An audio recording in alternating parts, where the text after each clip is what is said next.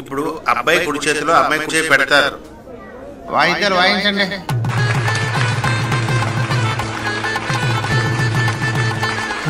అక్కడ కూడా same music రా. అవునా?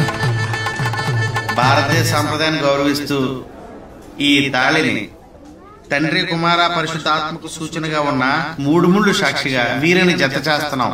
ఒరే జానీ, ఇది కూడా సేమ్ రా. వాయిద్యాలు.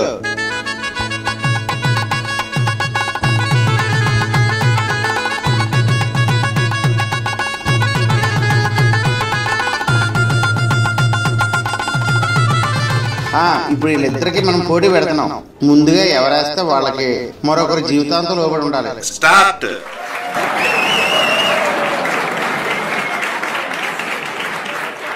ఉంగరాలు తీసుకురండి. ఉంగరాలు కూడానా? పెళ్లి కూతురు మేనమామ మెట్లు తీసుకురావాలి. రే, మెట్లు కూడానా? రే, రేపు నీ పెళ్ళి నా పెళ్ళి కూడా ఇలాగే జరుగుతుందా?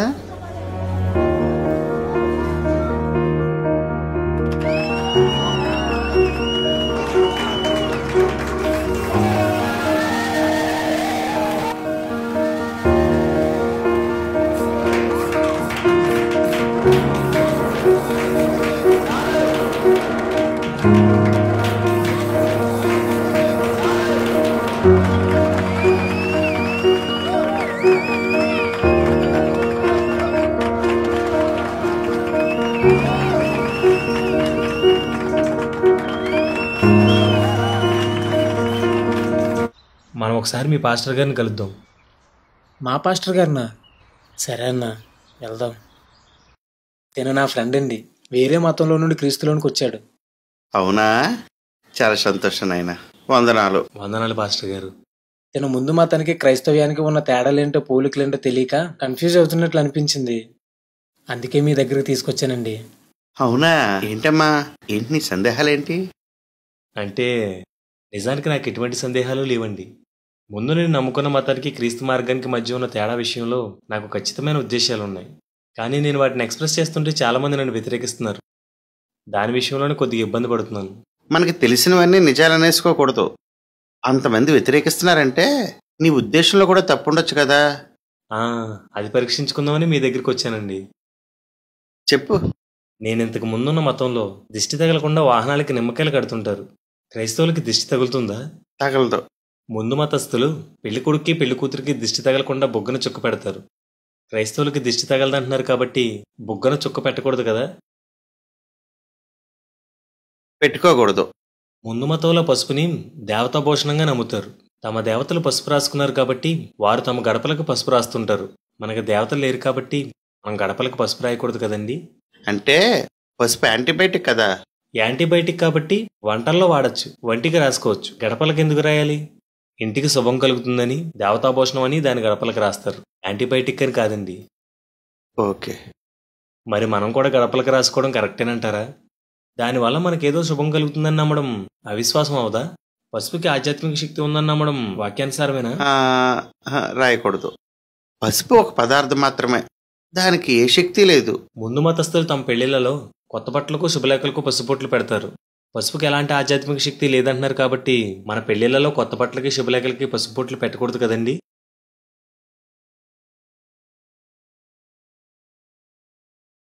పెట్టకూడదు.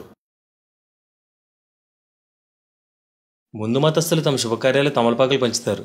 మనం కూడా పంచచ్చా? తమలపాకు ఆరోగ్య ఔషధం కాబట్టి పంచడం తప్పేం కాదనుకుంటాను.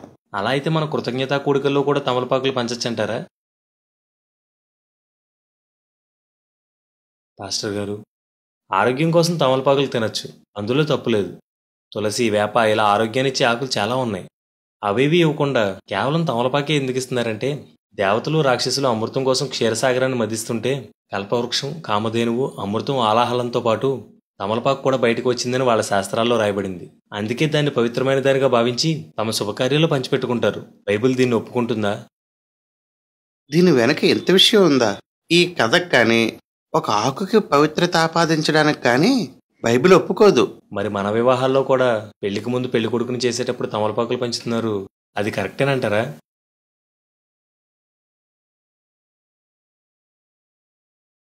అసలు పెళ్లి రోజున పెళ్లి కొడుకుని చేయాలి కానీ ముందెందుకు చేస్తున్నారు? వివాహం విషయంలో ప్రతి మతానికి కొన్ని ఆచారాలు ఉంటాయి. కులాన్ని బట్టి కూడా ఆ ఆచారాలు మారుతూ ఉంటాయి. పెళ్లికి 1-2 రోజుల ముందు పెళ్లి కొడుకుని చేయడం అనేది కూడా ఒక ఆచారం. అన్ని జీవుల ఆచారాలను మనం ఎందుకు అభ్యసించాలి? అన్ని సాంప్రదాయాలు మనం ఎందుకు కొనసాగించాలి? అన్యులు నడుచుకున్నట్లు మనం ఎందుకు నడుచుకోవాలి? ఇది నా ఉద్దేశం సార్. నా ఉద్దేశం కరెక్టేనంటారా? కరెక్టే. పెళ్లి రోజు పెళ్లి కొడుకు పెళ్లి కూతురు ఫ్లవర్ బొకేతో స్టేజ్ మీద కూర్చుంటారు. కానీ ముందు రోజు మాత్రం కొబ్బరికాయ చేతితో పట్టుకుని కూర్చుంటారు. ముందు మతంలో శివుడు గుర్తుగా కొందరు, విశ్వామిత్రుడు సృజించాడని కొందరు, పవిత్రమైందని కొందరు, అదృష్టం కలిసి వస్తుందని కొందరు కొబ్బరికాయలను తమ శుభకార్యాల్లో వాడతారు. మనం ఎందుకు నమ్మాలండి ఇవన్నీ? మనం ప్రతి మతస్థుడిని ప్రేమించాలి, కానీ ఆయా మతాచారాలు మాత్రం అనుసరించకూడదు. మనుషుల కట్టల్ని మూలపాటల్ని మనం పాటించకూడదు కదండి. ఇలా అన్నందుకే అందరూ నన్ను వ్యతిరేకిస్తున్నారు. మీరే చెప్పండి పాస్టర్ గారు, మన శుభకార్యాల్లో కొబ్బరికాయని వాడచ్చా? వాడకూడదు. ముందు మతంలో ఈ సృష్టిలోకెల్లా మొదటి వివాహం శివపార్వతులదని, వాళ్ళ వివాహం మామిడి చెట్టు కింద జరిగిందని, దాని గుర్తుగా ఎవరింట్లో వివాహం జరిగినా మామిడి తోరణాలు కట్టుకోవాలని వారి శాస్త్రాల్లో రాయబడింది. మనం దాన్ని నమ్మచ్చా? మన వివాహాల్లో దాన్ని అనుసరించవచ్చా? అనుసరించకూడదు. ముందు మతంలోని వారు బియ్యాన్ని పసుపుని కలిపి అక్షతలు తయారు చేస్తారు. అక్షతలు అంటే క్షయం కానివి అని అర్థం. సృష్టిలో ప్రతి వస్తువు క్షయమైనదే. దేవుడు ఒక్కడే అక్షయుడు. అలాంటప్పుడు క్రైస్తవ వివాహాలు అక్షతలు ఎందుకు వాడుతున్నారు పాస్టర్ గారు? వాడకూడదు కదండి. అక్షతలు చేతితో పట్టుకుంటే ఆ పట్టుకున్న వాళ్ళలోని జ్ఞానము మంచి లక్షణాలు ఆ అక్షతల్లోకి ప్రవేశిస్తాయని, ఆ తర్వాత వాటిని వధూవరులు తల మీద వేస్తే వాటిలో చేరిన మంచి లక్షణాలు శిరస్సు ద్వారా మనసులోకి ప్రవేశిస్తాయని ఆ మతస్థుల నమ్మకం. మనం దాన్ని నమ్మొచ్చంటారా? బైబిల్ ప్రకారం జ్ఞానం ఇవ్వాల్సింది దేవుడు, మనుషులు కాదు. మనలోకి రావాల్సింది దేవుడి లక్షణాలు, మనుషుల లక్షణాలు కాదు. క్రైస్తవ వివాహాల్లో కొందరు డైరెక్ట్గా అక్షతలు వాడుతుంటే కొందరు పూల రేకులు వాడుతున్నారు. ఇదంతా ఎందుకు అనేదే నా వాదనండి. పెళ్లికొచ్చిన బంధువులు స్నేహితులు షేక్ హ్యాండ్ ఇచ్చో ప్రార్థన చేసో వెళ్ళిపోవచ్చు కదండి. వాళ్ళ తల మీద ఏదైనా వెయ్యాలా? ఆ ఆచారాన్ని మనం పాటించాలంటారా?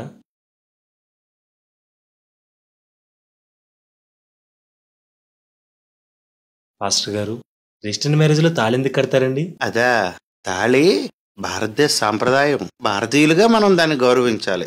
భారతదేశ సాంప్రదాయం అంటే ఇంచుమించు భారతీయులందరూ చేస్తున్నదే ఉండాలి, అంతే కదండి? అంతే. భారతదేశంలో 135 కోట్ల మంది ప్రజలున్నారు. 29 రాష్ట్రాలు ఉన్నాయి. క్రైస్తవ్యం కాకుండా 7 ముఖ్యమైన మతాలు ఉన్నాయి. 3000 కులాలు, 25,000 ఉపకులాలు ఉన్నాయి. ఇంచుమించు వీళ్ళంతా తమ వివాహాల్లో తాళిగనక కడుతుంటే అప్పుడు తాళిని భారతదేశ సాంప్రదాయంగా పరిగణించవచ్చు, అంతే కదండి? అంతే కదా. 7 మతాల్లో హిందూ మత గ్రంథాల్లో మాత్రమే తాళి గురించి ప్రస్తావించబడింది. మిగిలిన ఏ మత గ్రంథంలోనూ దాని గురించి ఎక్కడా రాయబడలేదు. తాళి హిందూ మతానికి సంబంధించిన ఆచారం అని దీన్ని బట్టి మనం నిశ్చయించుకోవచ్చు. 29 రాష్ట్రాల్లో కేవలం 9 రాష్ట్రాల్లో ఉండే హిందువులు మాత్రమే తాళి కడతారు. బెంగాలీలు, బీహారీలు, ఒరియాలు, కాశ్మీరీలు, మార్వారీలు, సిక్కులు ఇలా చాలా మంది తాళి కట్టరు. 3000 కులాల్లో ఇంచుమించు సగం కులాల వారు తాళి కట్టరు. తాళి భారతీయులందరికీ సంబంధించింది కాదని దీన్ని బట్టి మనం నిశ్చయించుకోవచ్చు. చీరను భారతీయ సాంప్రదాయంగా భావించవచ్చు కానీ తాళిని భావించకూడదు సార్. భారతీయులుగా జాతీయ పతాకాన్ని గౌరవించాలి, జాతీయ గీతాన్ని గౌరవించాలి, ప్రభుత్వాన్ని న్యాయస్థానాన్ని గౌరవించాలి. మన దేశభక్తి ఇంతవరకు చూపిస్తే చాలండి. సరే, తాళి భారతదేశ సాంప్రదాయం కాదు, కానీ తాళి కట్టమని బైబిల్లో ఉంది కదా. ఎక్కడ సార్? ప్రసంగి 4:12లో 3 పేట్ల తాడు త్వరగా తెగిపోదని రాయబడి ఉంది. అక్కడ 3 పేట్ల కోసం రాయబడిందా లేక 3 ముళ్ళు కోసం రాయబడిందా? అక్కడ ఐక్యత కోసం రాయబడిందా, పెళ్లి కోసం రాయబడిందా? ఎందుకు సార్ వాక్యాన్ని వక్రీకరించుకుని మనల్ని మనం మోసం చేసుకోవడం? తాళి అనేది పూర్తిగా నేను ఇంతకు ముందున్న మతానికి సంబంధించింది. తాళిలో ఉన్న 2 మంగళసూత్రాల్లో ఒకటి శివునికి, రెండవది శక్తికి సూచనగా ఉన్నాయని, 3 ముళ్ళు త్రిమూర్తులను సూచిస్తాయని పురాణాల్లో రాయబడింది. బ్రహ్మ, విష్ణు, మహేశ్వరులకు సూచనగా ఉన్న 3 ముళ్లను తండ్రి, కుమార, పరిశుద్ధాత్మకు సూచనగా ఉన్నాయని చెప్పడం దారుణం కాదా? సరే, తాళి ఒక మతానికి సంబంధించిందే, కానీ ఇవన్నీ లేకుండా పెళ్ళి ఎలా చేయమంటావు చెప్పు. ఆదాము అవ్వల పెళ్లి ఎలా జరిగింది సార్? దేవుని మాటే మనుషుల్ని జతపరుస్తుంది. దేవుని మాటే ఆ బంధాన్ని కొనసాగిస్తుంది. ఈ నమ్మకాలు, ఆచారాలు మనుషుల్ని నడిపించలేవు. అందరూ ప్రార్థించి వారిద్దరిని భార్యాభర్తలుగా జతపరిస్తే సరిపోదండి. ఒకవేళ ఇంకా ఏమైనా కావాలని వారో వారి బంధువులు అడిగితే బైబిల్ మార్చుకోవడము, ఒకరినొకరు గౌరవించుకుంటూ దండలు మార్చుకోవడము, ఇలా వాక్య విరుద్ధం కానివి, అన్ని సాంప్రదాయాల్లో లేనివి చేయొచ్చు, కానీ విగ్రహ సంబంధమైన వాటిని చేయకూడదు కదండి. రింగ్స్, తాళి ఇవేవి బంధాన్ని కలపవు, కొనసాగించవు. దేవుడే కలుపుతాడు. చాలా మంది వెడ్డింగ్ కార్డ్స్ మీద వివాహం అన్ని విషయాల్లో ఘనమైనది అని రాస్తారు. అలా రాయచ్చా? అది దేవుని వాక్యం, అందులో తప్పేముంది? కొరింథీయులకు రాసిన మొదటి పత్రిక 15వ అధ్యాయం 13వ వచనాన్ని సగానికి కత్తిరించి క్రీస్తు కూడా లేపబడలేదు అని రాయచ్చా? 14వ వచనాన్ని సగానికి కత్తిరించి మేము చేయి సువార్త వ్యర్థమే అని రాయచ్చా? ఆహా, అర్థం మారిపోతుంది కాబట్టి అసలు అలా రాయకూడదు. హెబ్రీ పత్రిక 13వ అధ్యాయం 4వ వచనాన్ని కూడా సగానికి కత్తిరిస్తే అర్థం మారిపోతుంది పాస్టర్ గారు. అక్కడ వివాహం అన్ని విషయంలో ఘనమైనదిగా ఉండవలనని రాయబడింది. కానీ మనం వివాహం అన్ని విషయంలో ఘనమైనది అని రాస్తాం. ఘనమైనదిగా ఉండవలను అనేది ఆజ్ఞ, ఘనమైనది అనేది పొగడ్త. ఆజ్ఞలో భయం ఉంటుంది కాబట్టి జాగ్రత్తగా చేయడానికి ప్రయత్నిస్తారు. పొగడ్తలో స్వేచ్ఛ ఉంటుంది కాబట్టి ఇష్టం వచ్చినట్లు చేస్తారు. ఆజ్ఞను నెరవేరిస్తే పొగడ్త వస్తుంది. అంతేకాని ఆజ్ఞ పొగడ్త ఒకటి కానే కాదు. వివాహం ఘనమైనదిగా ఉండాలి, అది ఆజ్ఞ. ఎవరి దృష్టికి ఘనంగా ఉండాలి? మనుషుల దృష్టికి కాదు, దేవుని దృష్టికి. వివాహం ఎలా చేస్తే దేవుని దృష్టికి ఘనంగా ఎంచబడుతుందో వాక్యానుసారంగా ఆలోచించి ప్రార్థనాపూర్వకంగా చేయాలి. కానీ ఆజ్ఞను పొగడ్తగా మార్చడం వలన మనుషులు తమకి తమ బంధువులకి నచ్చినట్లు చేసుకుంటూ పోతున్నారు. అడుగడుగున అన్ని సాంప్రదాయాలు ఆజ్ఞాతిక్రమాలతో జరుగుతున్న మన క్రైస్తవ వివాహాలకి మనం పెట్టుకున్న పేరు పరిశుద్ధ వివాహం. ఎలా అయింది పాస్టర్ గారు పరిశుద్ధ వివాహం? పెళ్లి అనే సందర్భం మొదలుపెట్టినప్పటి నుంచి కులం, కట్నం, లాంఛనాలు, వివాదాలు, పట్టింపులు, ముహూర్తాలు, జాతకాలు, పెళ్లిబొట్లు, పారాణీలు, బొగ్గుచుక్కలు, బాసికాలు, కర్పూరదండలు, తాళి, మెట్టులు, ఇలా ఎన్నో దేవుడు చెప్పనివి దేవుడు వద్దన్నవి కలిపేసి జరుగుతున్నది పరిశుద్ధ వివాహం ఎలా అవుతుంది పాస్టర్ గారు? ఇది దేవుని దృష్టి ఘనమైనదిగా ఎలా ఉంటుంది పాస్టర్ గారు? ఇప్పుడు చెప్పండి. నా ఉద్దేశాల్లో ఏమైనా లోపాలుంటే చెప్పండి, నేను దిద్దుకుంటాను. చిన్నవాడు అయినా నాకు తెలియని విషయాలు చాలా చెప్పావు. నువ్వు చెప్పిందంతా కరెక్టే. అయితే పెళ్లిలో ఇవన్నీ చేయకూడదని జానీ వాళ్ళ పేరెంట్స్తో చెప్పండి. వాళ్ళు తన పెళ్లిలో ఇవన్నీ చేయాలనుకుంటున్నారు. ఆహా, చెప్పను. చెబితే వాళ్ళు బాధపడతారు. వాళ్ళ నాన్న కోపం వస్తే చర్చికి రావడం మానేస్తారు. ఏంటి పాస్టర్ గారు అలా మాట్లాడతారు? విశ్వాసులకు సత్యాన్ని బోధించి అసత్యాన్ని ఖండించాల్సిన బాధ్యత మీ మీద ఉంది. మీ బోధ వైపుకి వారు తిరగాలి కానీ వారికి నచ్చినట్లు మీరు బోధించకూడదు. ఒక సేవకుడిగా విశ్వాసలో ఉన్న లోపాన్ని సవరించకపోతే అది ఖచ్చితంగా పాపమే. వినడం వినకపోవడం వాళ్ళిష్టం, కానీ చెప్పడం మాత్రం మీ బాధ్యత. చెప్తే వాళ్ళు చర్చిలోంచి వెళ్ళిపోతారేమో అని భయపడుతున్నారు, కానీ చెప్పకపోతే వాళ్ళు నరకానికి వెళ్ళిపోతారని బాధపడడం లేదు. ఏంటి సార్ ఇది? మీకు బోధించే అంతటి వాడిని కాదు. దయచేసి మీరే ఆలోచించుకోండి.